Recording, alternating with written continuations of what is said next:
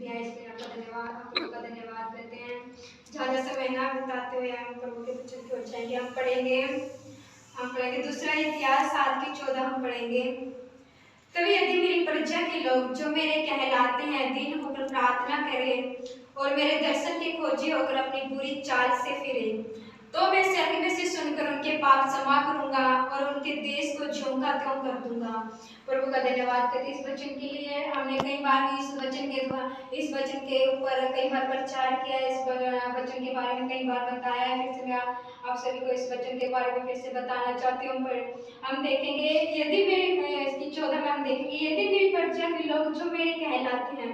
प्रभु कहता है कि यदि मेरी प्रजा के लोग जो मेरे कहलाते हैं, मेरी प्रजा के लोग, प्रभु कहता है कि जो मुझसे प्रेम करते हैं, मेरी आज्ञा के अनुसार चलते हैं, मेरी आज्ञाओं का पालन करते हैं, प्रभु उनसे कहता है कि मेरी प्रजा के लोग जो मेरे कहलाते हैं क्या दीन होकर प्रार्थना करें। क्या हमें क्या दीन होकर क्या करना है? जो भी प्रभु के लोग हैं, प्रभु की आज्ञा के अनुसार चलते हैं, प्रभु की आज्ञा मानते हैं, प्रभु उनसे कहते हैं कि दीन होकर क्या करें? प्रार्थना करें। एक मन के साथ क्या प्रार्थना करें। और इसके आगे हम देखेंगे और मेरे दर्शन के खोजी होकर अपनी बुरी चाल से फिरें। इसमें प्रभु कहता है कि आप दीन होकर प्रार्थना करें। जो भी आपके बुरे काम हैं, जो भी आपकी बुरी चाल है, उनसे फिर कर क्या करें? उनसे फिरे और प्रभु से दीन होकर क्या प्रार्थना करें कि प्रभु जो भी हमने पिछले दिनों में जो भी हमारी बुरी चाल थी, हमने जो भी बुरे काम किए, प्रभु उनसे हम प्रार्थना करते, वो हमें क्षमा कर। तो प्रभु स्वर्ग में से सुनेगा। यदि आप दीन होकर प्रार्थना करोगे, अपनी बुरी चाल से फिरोगे, तो प्रभु क्या स्वर्ग में से सुनेगा और उनके पाप को क्या करेगा? क्षमा करेगा और उनके देश को ज्यों का त्यों कर देगा। यदि आप दीन होकर प्रार्थना करोगे, एक मन होकर विश्वास के साथ प्रार्थना करोगे और अपनी बुरी चाल से फिरोगे, बुरे कामों से आप मन फिराओगे, प्रभु की ओर मन लगाओगे, तो प्रभु क्या करेगा? स्वर्ग में से सुनकर क्या करेगा? पापों को क्षमा करेगा। आपको आपके देश के ऊपर आशीष देगा। आपका देश हो, आपका शहर हो, आपका गांव, आपका परिवार हो, वो आपके जीवन में क्या करेगा? आशीष देगा। आप दीन होकर प्रार्थना करोगे, एकता के साथ प्रार्थना करोगे, तो प्रभु क्या करेगा? आपकी प्रार्थना को सुनेगा। एक और आयत हम पढ़ेंगे, दूसरा इतिहास 7:1 में पढ़ूंगे। जब सुलेमान यह प्रार्थना कर चुका, तब स्वर्ग से आग ने गिरकर होम बलि तथा अन्न बलि को भस्म किया और यहोवा का तेज भवन में भर गया। जब सुलेमान राजा था, तो सुलेमान ने क्या किया है? प्रार्थना की। उसने पूरे दीनता के साथ प्रार्थना की। और तो परमेश्वर ने क्या किया है? तो प्रभु ने क्या किया? उस जहाँ पे वो बैठा था, उसमें क्या, उस भवन में क्या है? प्रभु का तेज आया, प्रभु की आशीष उसमें आई। प्रभु का भवन में तेज दिखाई देने लगी, चमक दिखाई देने लगी। प्रभु के लोगों पर क्या, राजा पर क्या, सुलेमान पर क्या, प्रभु का क्या चमक दिखाई देने लगी, क्योंकि उसने दीन होकर प्रार्थना की थी। उसने एक मन होकर क्या है? अपनी बुरी चालों से फिरकर उसने क्या है? एक मन होकर प्रभु से प्रार्थना की थी। तो प्रभु उसने उसकी प्रार्थना को सुना और उसके उस भवन में प्रभु ने क्या? अपनी आशीष शक्ति सामर्थ्य से भरा। एक आयत और हम पढ़ेंगे। इसमें हम एक स्त्री के बारे में भी देख सकते हैं कि एक स्त्री है जिसने प्रार्थना की थी पूरे मन से। एक स्त्री है जिसने पूरे मन से प्रार्थना की थी, प्रभु ने उसकी प्रार्थना को सुना। तो उसका नाम हन्ना है। उसने परमेश्वर से मन्नत भी मांगी थी कि प्रभु मेरे जीवन में ये काम कर दो, मैं इस काम को पूरा करूंगी, मेरे जीवन में अपनी आशीषों से। तो उसने प्रार्थना की थी। पढ़ेंगे पहला सामुएल 1:10 हम पढ़ेंगे। वह मन में व्याकुल होकर यहोवा से प्रार्थना करने और बिलख कर रोने लगी। तो उसने क्या किया? मन में व्याकुल हुई, क्योंकि उसके अंदर प्रार्थना करने के लिए क्या था? उसके प्रार्थना करने का उत्साह था, आनंद था। उसने क्या किया? व्याकुल होकर यहोवा से क्या की? प्रार्थना की और क्या की? बिलख कर रोकर उसने प्रार्थना की परमेश्वर से कि प्रभु मेरी प्रार्थना को सुन। परमेश्वर ने उसकी क्या? प्रार्थना को सुना। परमेश्वर जो भी हो, क्योंकि जो 20 साल से वो बांझ थी, उसके कोई भी बच्चे नहीं हो रहे, तो प्रभु परमेश्वर की उपस्थिति में आए। उसने इतने की सारी एक 20 साल की प्रार्थना एक ही दिन में प्रभु से उसने कह के सुना दी। प्रभु जी मैं अपनी प्रार्थना में रो के बिलख कर आपसे प्रार्थना करती हूँ, प्रभु मेरी प्रार्थना को सुन। यदि आप लोग भी हन्ना की तरह से प्रार्थना करोगे, अपने मन में ये लेके आओगे कि हाँ हमें प्रार्थना करनी है, हमें उत्साह होना चाहिए प्रार्थना करने का, तो आनंद होना चाहिए कि हमें प्रार्थना करनी है। तो परमेश्वर वो जैसे हन्ना की प्रार्थना को सुना, वो आपकी प्रार्थना को सुनेगा और आपको आशीषों से, अपनी आशीष शक्ति से सामने से करेगा। चाहे वो आपकी एक दिन की प्रार्थना, चाहे महीने की, चाहे साल की, प्रभु आपकी प्रार्थना को जरूर सुनेगा और परमेश्वर जरूर आपकी प्रार्थना का उत्तर देगा। हमें प्रार्थना करनी है तो पूरे विश्वास के साथ हमें प्रार्थना करनी है। हमें एक और आयत पढ़ेंगे, एक और वचन हम पढ़ेंगे, पहला राजा 8 की हम पढ़ेंगे 38-39।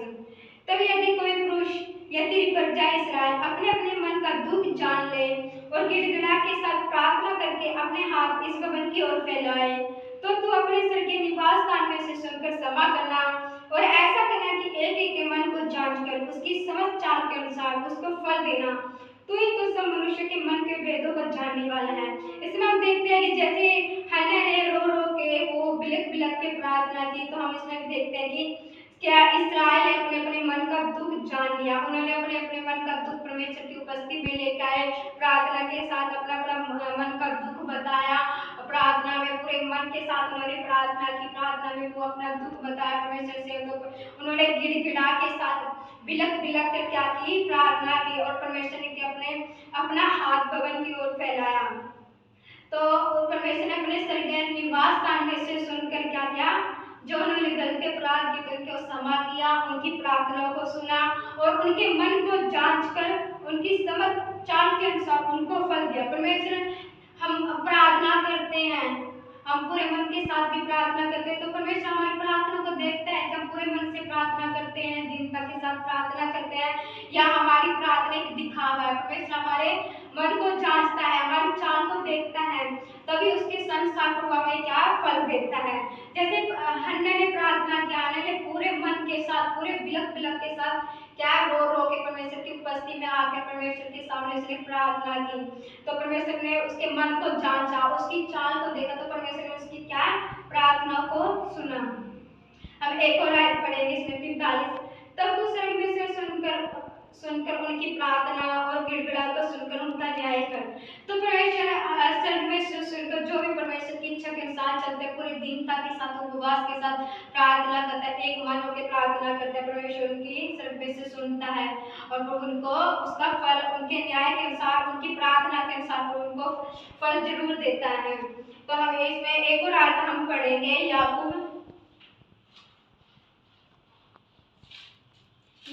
1:6 हम पढ़ेंगे, पर विश्वास से मांगे और कुछ संदेह ना करें। इसमें हम देखते हैं कि विश्वास से मांगे, हम प्रार्थना करते हैं, हम प्रार्थना करते हैं, हम कुछ भी मांगते हैं, हमें क्या विश्वास से मांगा, हमारे अंदर कोई भी शक ना होना चाहिए, क्योंकि बहुत से लोग ये सोचते हैं कि पता नहीं प्रभु हमें देगा या नहीं देगा, ऐसा शक उनके मन में आता है। यदि आपको प्रार्थना करनी है तो पूरे दीनता के साथ प्रार्थना करो, प्रभु से पूरे दीनता के साथ, जैसे हन्ना ने पूरे दीनता के साथ प्रार्थना की, पूरे विश्वास के साथ प्रार्थना की, उसके अंदर कोई भी संदेह नहीं आया, उसके अंदर कोई भी शक नहीं आया, उसने पूरे विश्वास के साथ प्रार्थना की, तो प्रभु ने उसकी प्रार्थनाओं को सुना। और इसमें एक आयत और हम देखेंगे 5:15 में हम देखेंगे, और विश्वास की प्रार्थना के द्वारा रोगी बच जाएगा और प्रभु उसको उठाकर खड़ा करेगा, और यदि उसने पाप भी किए हैं तो उनके भी पाप क्षमा किया जाएगा। यदि हम विश्वास के साथ प्रार्थना करेंगे, यदि हम विश्वास के साथ हम प्रभु से कुछ मांगेंगे, बिना संदेह के साथ, बिना शक के साथ हम प्रभु से कुछ भी मांगेंगे, यदि हमारे अंदर शक ना आए तो प्रभु हमें जरूर देगा और हमारे मन में शांति देगा और हमारी प्रार्थना को सुनेगा। यदि हमने कुछ पाप भी किया, यदि हमारी बुरी चाल है, तो हमें उससे फिर करके परमेश्वर हमें उस बुरी चाल से, यदि हम प्रार्थना करेंगे, यदि हम अपने पापों से मन फिराएंगे, तो प्रभु क्या हमारे पापों को क्षमा करेगा और हमें हमारे देश पर, हमें हमारे परिवार पर क्या आशीषें देगा। इसमें एक आयत और मैं पढ़ूंगी, कुलुस्सियों 3:23। जो कुछ तुम करते हो तन मन से करो, यह समझकर कि मनुष्य के लिए परंतु प्रभु के लिए करते हो। हाँ, इसमें हम देखते हैं कि जो कुछ हम करते हैं तो हमें किसके लिए करना चाहिए, मनुष्य के लिए भी करना चाहिए, प्रभु के लिए करना चाहिए। जैसे कि हमने देखा कि यदि मेरी प्रजा के जो मेरे कहलाते हैं कि हम दीन होकर प्रार्थना करें, यदि हम दीन होकर, यदि हम परमेश्वर की प्रजा के लोग हैं, यदि हम परमेश्वर से प्रेम करते हैं, उसकी आज्ञा के साथ चलते हम प्रार्थना करेंगे, हमें दीन होकर प्रार्थना करनी है, एक मन होकर, एक तन से हमें प्रार्थना करनी है। हमें क्या मनुष्यों को दिखाने वाला प्रार्थना नहीं करनी चाहिए, हमें ये नहीं रखना चाहिए, हमें मनुष्यों को, बहुत से लोग हैं बड़े प्रभु के भवन में आएंगे, बड़े ऊंचे शब्द से प्रार्थना भजन गाएंगे, आराधना करेंगे, वो सब क्या है, मनुष्य को दिखाने वाला होता है। जो मन से प्रार्थना करता है, जो दीनता से प्रार्थना करता है, जो तन मन से प्रार्थना करता है, प्रभु उसकी प्रार्थना को क्या सुनता है, वो प्रभु को दिखाने वाला होता है। तभी प्रभु आपकी प्रार्थनाओं से प्रसन्न होता है और प्रभु आपकी प्रार्थना को क्या सुनता है, और आपके देश में, आपके शहर में, आपके गांव में प्रभु आपको अपने आशीषों से भर देगा, अपनी आशीषों से भरेगा, आपके परिवार में क्या शांति लेगा। हमें इसमें कोई भी संदेह नहीं करना चाहिए। हमें हन्ना की तरह, जैसे हन्ना है, हन्ना ने पूरे विश्वास के साथ, पूरे विश्वास के साथ, बिना शक से परमेश्वर से प्रार्थना किया, परमेश्वर ने उसकी प्रार्थना को सुना, उसकी प्रार्थना को उत्तर उन्होंने जरूर दिया, उसका फल जरूर दिया, क्योंकि उसने मनुष्य को दिखाने वाला प्रार्थना नहीं किया, वो परमेश्वर की उपस्थिति में आई, वो रो रो के बिलक बिलक के प्रभु से प्रार्थना की। आज का टाइम हम यही है, इन सब वचनों से हम यही सीखते हैं कि आज का टाइम ऐसा है कि हमें प्रभु क्या प्रार्थना करनी है। हम अपने लिए भी प्रार्थना करें, हमें देश के लिए भी प्रार्थना करनी है, हमें मनुष्यों को दिखाने वाला प्रार्थना नहीं करना है। हम इसलिए हम ये प्रार्थना, उपवास प्रार्थना इसलिए रखते हैं, शुक्रवार की 3 दिन की उपवास इसलिए रखते हैं कि सब परमेश्वर की उपस्थिति में आए और परमेश्वर से क्या प्रभु से प्रार्थना करें, पूरे मन से, पूरे दीनता के साथ प्रार्थना करें, और बातों के लिए सब टाइम निकालते हैं, प्रभु के लिए टाइम नहीं निकालते हैं। इसलिए ये वचन प्रभु आपसे कहता है कि पूरे दीनता के साथ, पूरे मन के साथ परमेश्वर से प्रार्थना करो, उस हन्ना के जैसे बनो। इसमें हम कईयों के उदाहरण दे सकते हैं, कईयों ने पूरे मन से, पूरे विश्वास के साथ परमेश्वर से प्रार्थना की है, रो रो कर, बिलक बिलक कर परमेश्वर से प्रार्थना की है। हमें उनके जैसा बनना है, हमें हन्ना के जैसे पिता हमें बनना है कि हन्ना जैसे हन्ना ने किया वैसे हमें भी करना है, वैसे भी हमें प्रार्थना करनी है। हमें पूरे विश्वास के साथ, पूरे दीनता के साथ प्रार्थना करनी है। यदि हम पूरे मन के साथ प्रार्थना करेंगे तो वो हमारी प्रार्थना को सुनेगा। उपवास के साथ प्रार्थना ले लेकर हमें प्रभु से प्रार्थना करनी है। हमें ये कि और बातों के लिए हमें टाइम नहीं निकालना, हमें सिर्फ प्रभु के लिए टाइम निकालना है, प्रार्थना के लिए हमें टाइम निकालना। आपसे यही है कि आप जितना भी हो सके आप प्रभु के लिए टाइम निकालो, प्रार्थना में टाइम निकालो, उपवास के साथ प्रार्थना करो, और फालतू बातों के लिए ये व्रत मत रखो, उपवास मत रखो। ये रखना है तो प्रभु के लिए रखो, अपने परिवार के लिए रखो, अपने देश के लिए, अपने शहर, अपने गांव के लिए उपवास रखकर प्रभु से प्रार्थना करो, तो प्रभु आपकी प्रार्थनाओं को सुनेगा और आपके देश को ज्यों का त्यों कर देगा, आपके देश को, आपके परिवार को आशीषों से, शक्ति सामर्थ से भर देगा। सिमोन ने सुलेमान राजा ने जैसे प्रार्थना की, वैसे हमें उसने प्रार्थना की, पूरे दीनता के साथ उसने प्रार्थना की, तो क्या उस भवन में क्या तेज आ गया, प्रभु का आशीष उस भवन में भर गया। ऐसे हमने प्रार्थना करनी है, हन्ना और सुलेमान के जैसे हमने बनना है। हमें पूरे रो रो के, पूरे दीनता के साथ हमें प्रार्थना करनी है। यदि हम पूरे मन से प्रार्थना करेंगे तो प्रभु हमारी प्रार्थना को सुनेगा। एक वचन और हम पढ़ेंगे, पहला थिस्सलुनीको 5:16 और 17।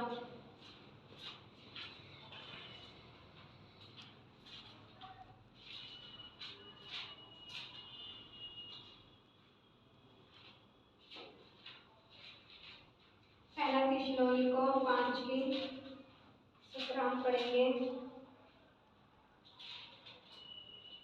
सदा आनंदित रहो, निरंतर प्रार्थना में लगे रहो। प्रभु कहता है कि सदा आनंदित रहो, खुश रहो, और खुशी के साथ क्या है, निरंतर प्रार्थना में लगे रहो। क्या प्रभु से हमेशा प्रार्थना करते रहो, पूरे दीनता के साथ, पूरे मन के साथ क्या है, प्रार्थना करके प्रभु की उपस्थिति में, संगति में चलते रहो। अपने कामों को छोड़कर, ये आलसपन को, सुस्ती को छोड़कर क्या है, हमें पूरे आनंद के साथ, पूरी खुशी के साथ हमें निरंतर प्रार्थना में लगे रहना है। परमेश्वर यही कहता है कि आप खुशी से प्रार्थना करोगे, आप सदा आनंदित रहोगे, और आप क्या है, खुशी के साथ, पूरे मन के साथ, आप पूरे उत्साह के साथ, आपके मन में क्या होना चाहिए, पूरा आनंदित होना, आप आनंदित होना चाहिए, पूरे उत्साह होना चाहिए, पूरे मन के साथ क्या आपने प्रार्थना करना है। ये कि हम और कामों में ज्यादा टाइम बिताएंगे, हमें सबसे ज्यादा क्या है, प्रार्थना में टाइम बिताना है। इन सब वचन के द्वारा आपको आशीष दीजिए।